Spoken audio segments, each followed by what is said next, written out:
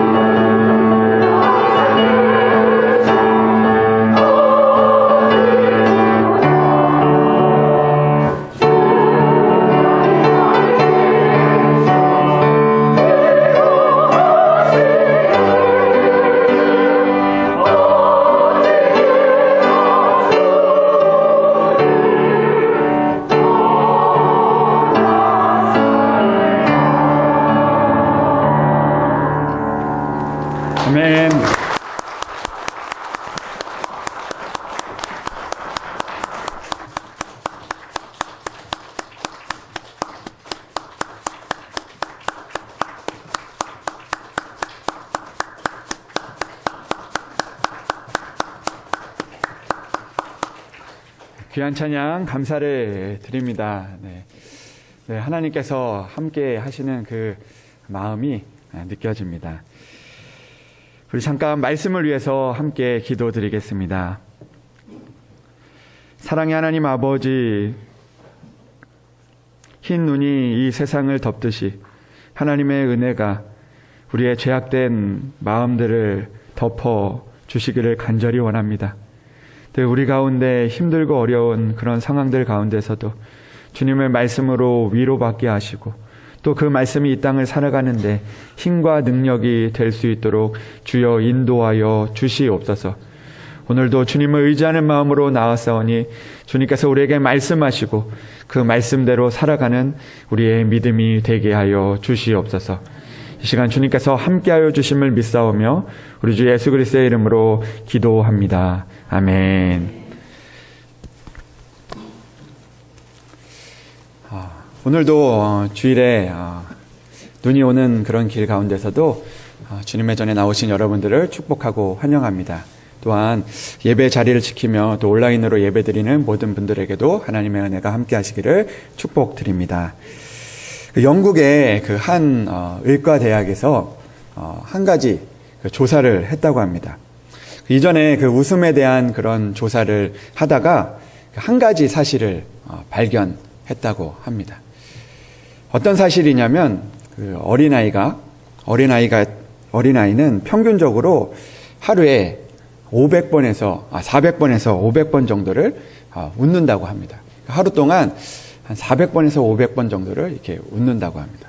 그런데 놀라운 것은 어른이 되면 하루에 평균 15번에서 20번 정도를 웃는다고 합니다. 이 조사가 정확한 것인지는 잘 모르겠지만 그러나 그런 생각을 제가 해보게 됩니다.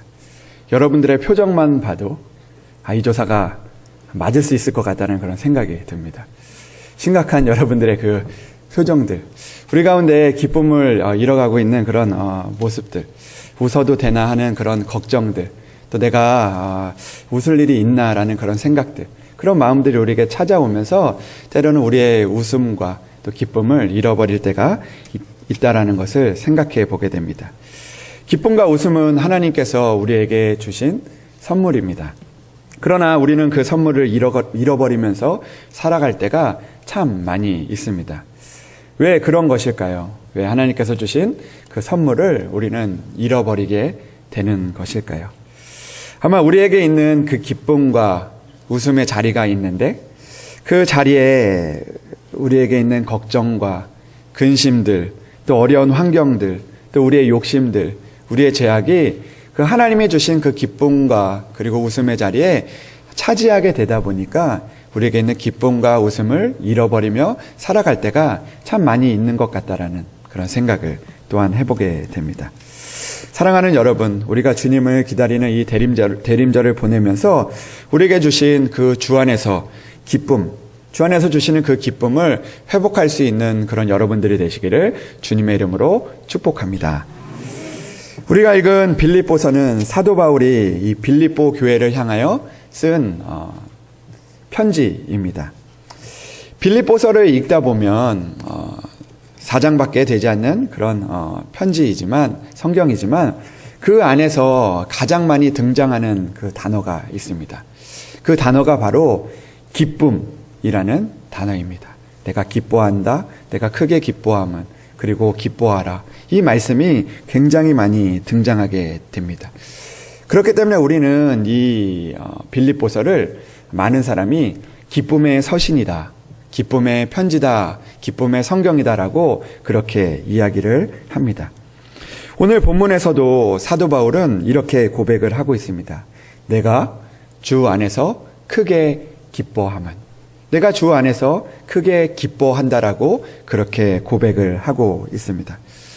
그런데 이 사도 바울이 오늘 이 고백처럼 크게 기뻐할 수 있는 그 이유는 무엇이었을까라는 그런 생각을 잠깐 해보게 되었습니다. 과연 그에게 어떤 일이 일어났길래, 과연 그가 어떤 상황 가운데 있었길래, 그가 어떤 일을 겪었길래 크게 기뻐할 수 있었을까라는 그런 생각을 해보게 됩니다. 사도 바울에게 있는 상황을 보면 사실 크게 기뻐할 수 있는 상황이 아니었습니다. 사도 바울이 쓴 편지 중에서 감옥에서 쓴 편지를 옥중서신이라고 우리가 그렇게 이야기를 하는데, 바로 오늘 우리가 읽었던 이 빌립보서가 그 옥중서신 중에 하나였습니다. 그러니까 이 편지는 바로 사도 바울이 옥중에서, 감옥에서 그렇게 쓰고 있는 편지였던 것이죠. 그럼에도 그는 크게 기뻐하고 있다라고 우리에게 이야기를 해주고 있습니다. 여러분, 감옥에서 크게 기뻐할 수 있는 사람들이 얼마나 있을까요? 감옥은 우리의 자유를 속박하고 아무것도 편하게 할 수 없으며, 또 미래에 대한 소망도 보이지 않고, 그리고 또 어떻게 내가 살아가야 할지 보이지 않는 그런 곳이 감옥이며, 또 현재에 찾아오는 그 두려움이 가득한 곳이 바로 감옥일 것입니다. 오늘날처럼 우리가 형량이 정해지고, 그리고 또 언제 나갈 수 있을지, 또 그곳에서 또 좀 잘 돼 있는 그 시설 가운데 있는 그런 감옥들도 우리가 힘들고 어려운데, 당시에 사도 바울이 있었던 그 감옥은 언제 나갈 수 있을지도 모르고 언제 죽을지도 모르는 그런 상황들 가운데 있는 그 감옥에서도 그가 크게 기뻐하고 있다라고 이야기를 하고 있는 것이죠. 현재 있는 그 두려움 가운데서, 미래가 보이지 않는, 소망이 보이지 않는 그런 상황들 가운데서, 답답하고 그리고 움직일 수조차 없는 그런 상황들 가운데서 그가 크게 기뻐할 수 있었다라고 우리에게 이야기하고 있습니다. 미래에 대한 소망도 보이지 않고 두려움과 고통이 가득하고 사방이 막혀 있는 곳에서 기뻐할 수 있는 사도 바울의 모습을 보면서 오늘을 살아가는 우리들의 모습을 돌아볼 필요가 있다라는 생각을 해봅니다. 비록 우리는 감옥에 살고 있지는 않지만 어느 순간 그런 감옥과 같은 그런 상황들에 직면하게 되는 우리의 모습을 볼 때가 있습니다. 우리가 살고 있는 시대 속에서 가끔 사용되는 그런 말들, 또 자주 사용되는 그런 말 중에 하나는 창살 없는 감옥 같다라는 그런 말을 사용하고는 합니다. 창살 없는 감옥이다라는 그런 이야기를 하게 될 때가 있는 것이죠. 무엇인가에 우리가 갇혀 지내는 것은 아니지만, 그럼에도 우리가 처한 상황 속에서 찾아오는 두려움과 사방이 막혀 있는 것 같은 그런 상황들, 또 어쩌면 우리의 생각 속에서 찾아오는 그런 사방이 막히고 아무것도 할 수 없는 그런 상황들과 생각들과 두려움들이 우리에게 찾아올 때 우리는 갇혀 있지는 않지만 창살 없는 감옥과 같은 그런 상황들을 우리가 만나게 될 때가 있는 경우를 보게 됩니다. 때로는 아무것도 할 수 없는 답답한 상황들이 우리에게 찾아올 때가 있는 것이죠. 그럴 때 우리는 나에게 있는 가장 가까운 사람조차도 멀어져 보이는 그런 순간들을 만나게 될 때도 있습니다. 감옥에 갇혀 있는 것처럼 나 혼자인 것 같은 그런 생각들과, 그리고 사람들이 다 멀어지고 나 혼자 떨어져 있는 그런 상황들, 그런 모습들, 그런 마음들이 우리에게 찾아올 때도 있을 것입니다. 경제적인 문제로 인해서 우리가 해결할 수 없고 우리가 갇혀 있는 것 같은 그런 답답함 속에 있는 상황들을 만나게 될 수도 있습니다. 관계의 문제들 속에서 우리를 창살 없는 감옥과 같이 힘들고 어렵게 하며 우리의 모든 기쁨을 다 빼앗아 간 것 같은 그런 순간들을 만나게 될 때도 있습니다. 가정생활 중에도, 사회생활을 하면서도 우리는 창살 없는 감옥과 같은 상황을 만나게 될 때도 있을 것입니다. 심지어는 우리가 하나님을 믿는다고 하면서 우리가 믿는 그 교회 안에서도 기쁨을 모두 잃어버릴 것만 같은 그런 답답하고, 그러고 그 안에 소망이 보이지 않고 현재의 두려움 속에 갇혀있는 그런 상황들을 또한 만나게 될 때도 있습니다. 그런 순간들이 우리에게 다가올 때 우리는 기뻐할 수 있습니까? 여러분들은 그런 상황들이 다가올 때 크게 기뻐할 수 있을까요? 그러나 감사와 기쁨을 빼앗아 갈 수 있는 상황 속에서도 오늘 사도 바울은 크게 기뻐할 수 있었음을 보여주고 있습니다. 바울이 감옥에 갇힌 상황에서도 크게 기뻐할 수 있는 이유가 무엇이었습니까?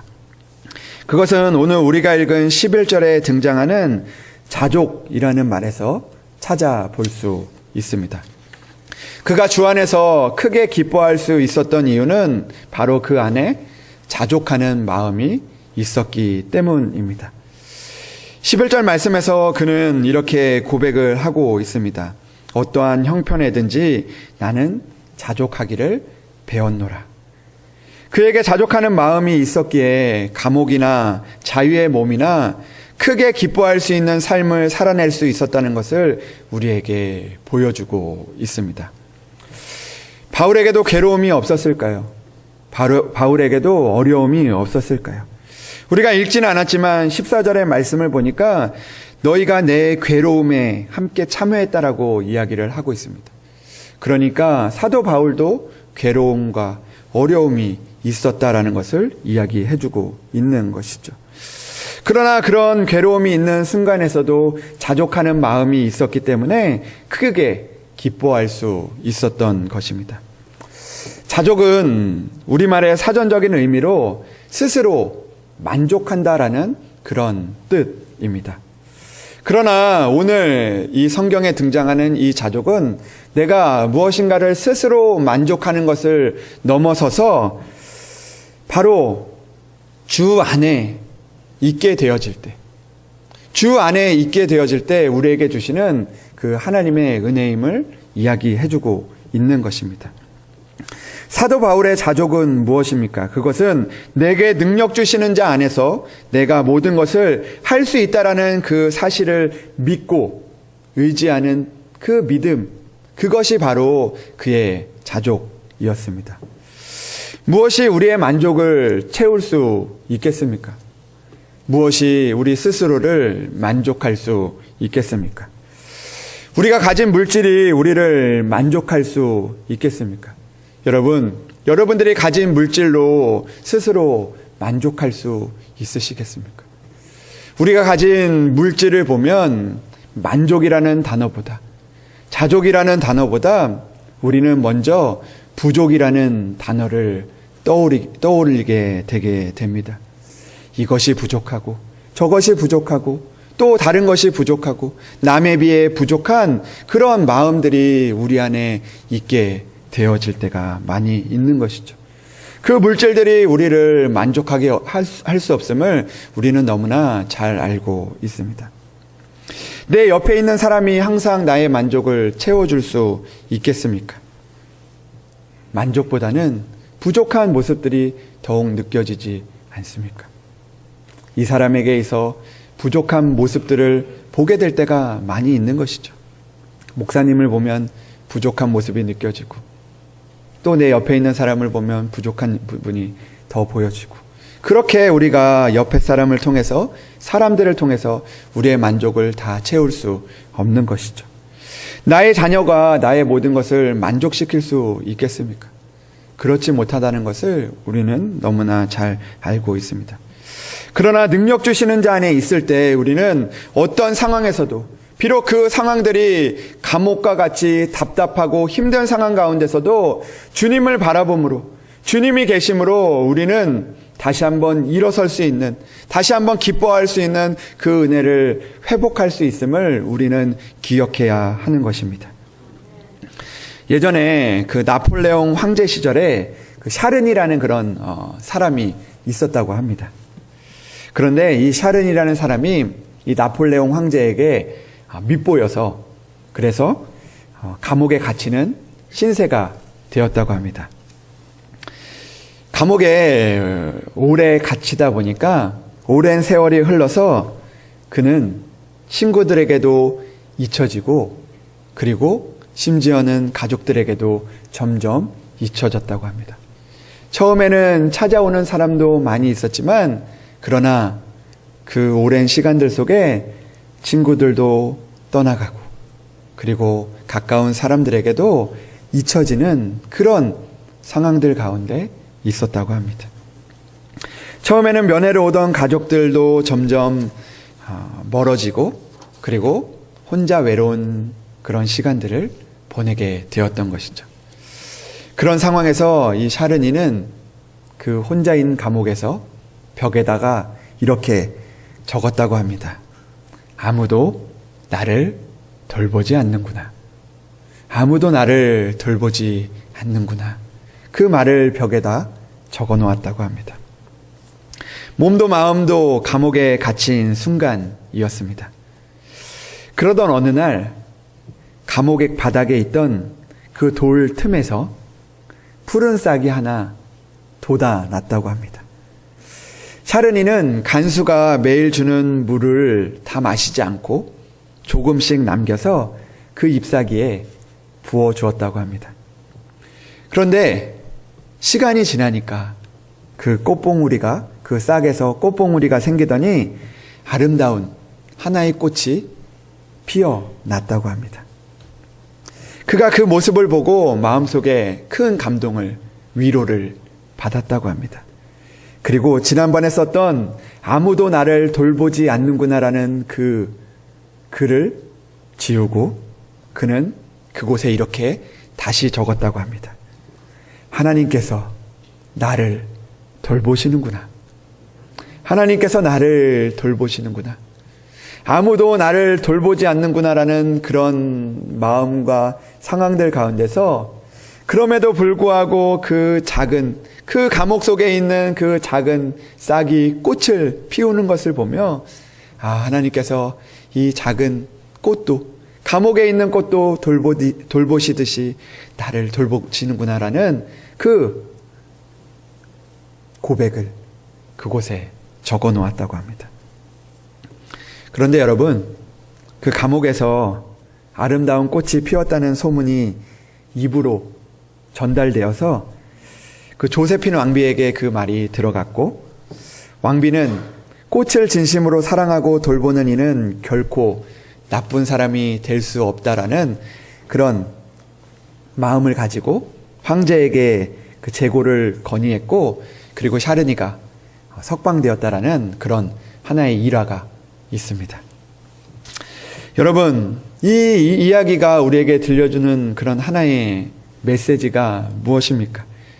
아무도 나를 돌보지 않는 것 같은 그런 상황에서도 일상의 작은 꽃 속에서 하나님께서 돌보신다라는 그 믿음의 고백이, 그리고 그 감사가, 그 하나님을 향한 그 믿음이 그에게 살아가는 큰 힘이 되었음을 우리에게 이야기해주고 있습니다. 열왕기상 19장 말씀을 보면 호렙산의 엘리야의 모습을 보게 됩니다. 그는 하나님의 은혜를 참 많이 받았던 사람이었습니다. 많은 일들을 감당했고 또 갈멜살이라는 곳에서 이방 선지자 850명을 상대로 하나님의 놀라운 능력을 이루었던 그런 하나님의 사람이었습니다. 오랜 시간 동안, 3년이 넘는 시간 동안, 3년 6개월이라는 시간 동안 비가 내리지 않았지만 그러나 하나님께 기도함으로 하나님의 놀라운 능력을 보여주었던, 그 능력을 체험했던 하나님의 사람이었던 것이죠. 그러나 그가 어느 순간에 절망적인 상황에 휩싸이게 됩니다. 이세벨이라는 그 여왕이 자신을 죽이겠다라는 그런 말을 듣고 나서 이제 나 혼자구나라는 그 생각 가운데 사로잡혀, 두려움 가운데 사로잡혀, 하나님이 나를 돌보시지 않는구나라는 그 생각에 사로잡혀 결국 이 호렙산에서 광야로 도망을 가고 광야로 하룻길을 가는 동안 바로 이 로뎀 나무 앞에 설 때까지, 이 호렙산에 설 때까지 창살 없는 감옥과 같은 그런 두려움에 휩싸이게 되어지는 것이죠. 아무도 그를 해하지 못하는 그런 상황들 가운데서도 그 광야에서 스스로 그 창살 없는 감옥에 갇히게 되어지는 것입니다. 그리고 그곳에서 하나님께 내가 죽기를 원한다고, 내가 포기하기를 원한다고, 내가 이제 그만하기를 원한다고, 아무도 나를 돌보지 않는다고, 하나님조차도 나를 돌보지 않는다라고 그렇게 생각하며 내가 죽기를 원합니다. 내 생명을 거두어 가십시오라고 그렇게 고백을 하고 있는 엘리야의 모습이 등장합니다. 이제 그는 모든 것이 다 탈진되어 로뎀 나무 아래 누워 자는 사건이 나옵니다. 그런데 그때 하나님께서 천사를 보내시어 그를 어루만지고 일어나서 먹으라고 그렇게 말씀을 합니다. 그런데 이 지쳐있는 엘리야가, 그 두려움 가운데 있는 엘리야가 천사가 깨워 일어나 보니 그 머리맡에 먹으라고 한 그곳을 보니 바로 구운 떡과 한 병의 물이 있었습니다. 그것을 먹고 다시 눕습니다. 그리고 다시 천사가 어루어 만지며 일어나서 먹으라고 하죠.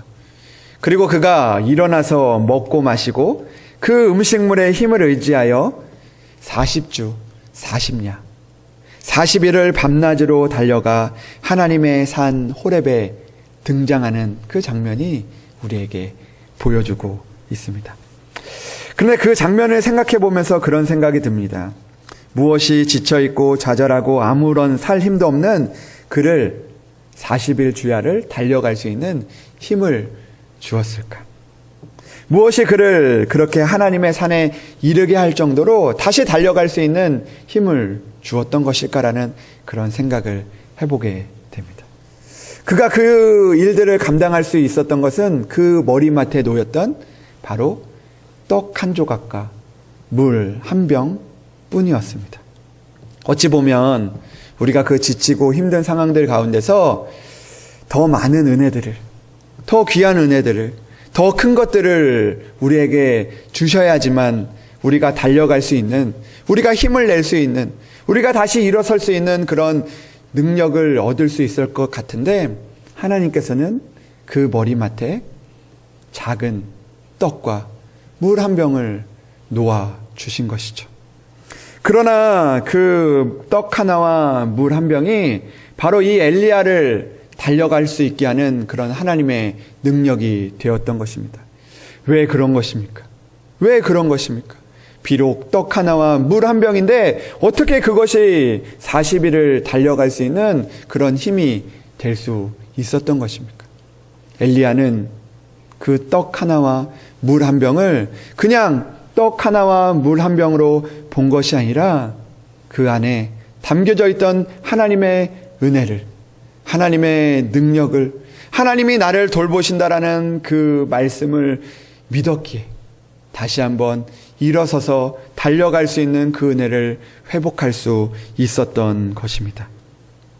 사랑하는 여러분, 때로는 우리가 지치고 넘어지는 그 순간들 가운데서 우리 머리맡에 있는 그 떡 하나와 물 한 병을 다시 한번 기억하며 그것이 단순한 떡 하나와 물 한 병이 아니라 나에게 주신 그 40주야를 달려갈 수 있는 하나님의 은혜임을 기억하며 우리가 다시 한번 감사하며 일어서며 달려갈 수 있는 그런 저와 여러분들이 되기를 주님의 이름으로 축복합니다.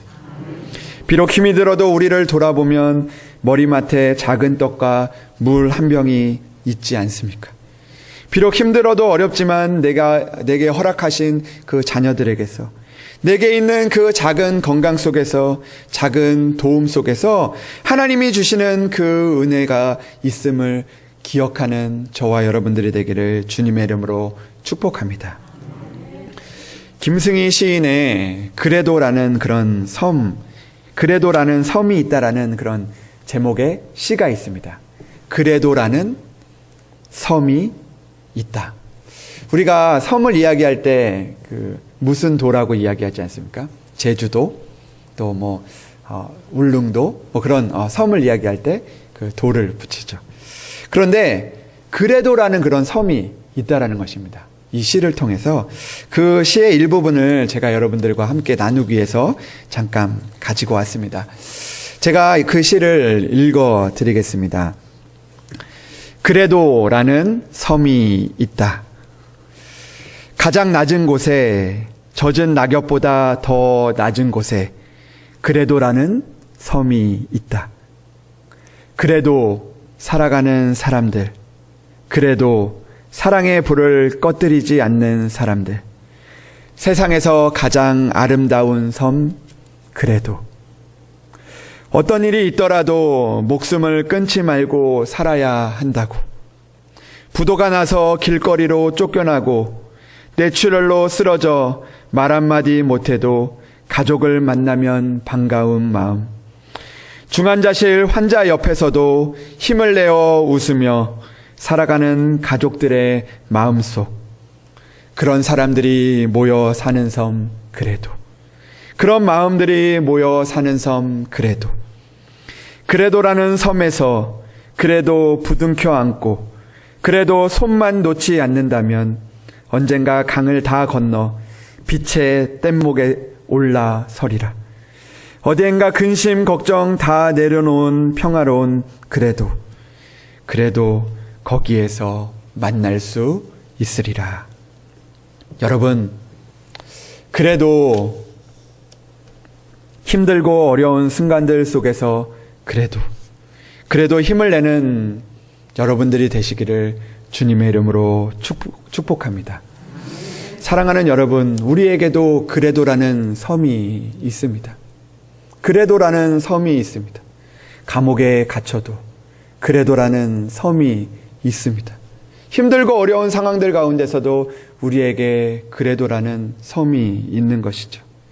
특별히 우리의 그래도는 바로 하나님이 되어야 할 줄로 믿습니다. 힘들고 어려워도 그래도 하나님이 계시니까. 그래도 하나님이 하시니까. 그래도 하나님이 이 가정을 주셨으니까. 그래도 하나님이 이 교회를 내게 맡겨 주셨으니까. 그래도 하나님이 살게 하신 것이니까. 그런 고백이 어떤 상황에서도 기쁨의 능력을, 감사의 능력을 우리에게 주시리라 믿습니다. 그리고 여러분, 이제 하나님께서 그래도가 우리에게 그래도가 되어 주셨던 것처럼 이제 하나님을 믿는 우리가 누군가에게 그래도가 되어 주기를 주님의 이름으로 축복합니다. 이 사도 바울이 그 힘들고 어려운 상황 가운데 있는 빌립보 교회를 향하여 그래도 내가 기뻐하잖아. 그래도 내가 크게 기뻐하잖아라고 그렇게 그래도가 되어졌던 것처럼 이제 하나님을 믿는 우리들이 누군가에게, 내 자녀에게, 내 사랑하는 사람에게, 힘들고 어려운 삶을 살아가는 그들에게 그래도가 되어주기를 주님의 이름으로 축복합니다. 여러분의 모습을 보면서 그래도 우리 어머니가 기도하시니까, 그래도 우리 성도들이 버티고 지켜내니까 그래도가 있지, 나에게도 그래도 기도하는 사람들이 있지라는 그런 그래도가 되어주는 여러분들이 되기를 주님의 이름으로 축복합니다. 사랑하는 여러분, 우리는 혼자가 아닙니다. 아무도 나를 돌보지 않는 것 같은 상황들 가운데도 그래도 하나님이 나를 돌보십니다. 여러분을 통해 힘들지만 그래도 일어나야지, 그래도 기도해야지, 그래도 살아내야지 하는 그런 마음을 전할 수 있는 그런 믿음의 성도들이 되기를 주님의 이름으로 축복합니다. 인큐베이터 속에 작은 아이의 그래도가 되어 주십시오. 눈물과 고통 속에 있는 사람의 작은 섬이 되어 주십시오. 비록 상처와 아픔뿐인 삶이지만 그래도 믿음을 지켜나가 하나님이 예비하신 은혜의 나라에, 축복의 그곳을 만들어내기를 주님의 이름으로 축복합니다. 사랑하는 여러분, 그래도 하나님이 우리와 함께 하십니다. 내게 능력을 주시는 주 안에서 기쁨을 회복시키시는 그 하나님을 바라보며 살아가 우리가 눈물을 닦아내고 그래도 승리하게 하시는 하나님의 능력과 축복이 여러분들의 삶을 인도하시기를 주님의 이름으로 간절히 축원합니다. 우리 시간 말씀을 생각하며 하나님 앞에 기도하기 원합니다. 오늘도 우리 안에 기쁨을 잃어가고 있는 일들이 찾아올 때 우리가 하나님을 바라보는 믿음을 우리에게 허락하여 주시옵소서. 주님, 우리가 힘들고 어렵습니다. 그래도 주 안에서 기뻐하는 그 믿음을 우리가 붙들게 하여 주시옵소서. 주님, 우리의 가정이, 우리의 교회가 주 안에 있음으로, 주님을 믿음으로, 주님이 날 돌보신다라는 그 믿음을 가지고 살아갈 때 주 안에서 크게 기뻐하며 그 기쁨을 회복하시는 그 하나님을 만나게 하여 주시옵소서. 주님, 우리의 교회의 기쁨을 회복시켜 주시옵소서. 주님, 그래도 주님께서 하실 줄로 믿습니다. 주님께서 살아내게 하실 줄로 믿습니다. 주님, 그래도 하나님께서 하실 줄로 믿습니다. 주님, 우리를 도와주시옵소서. 우리 말씀을 생각하며 우리 다 함께 기도드리겠습니다.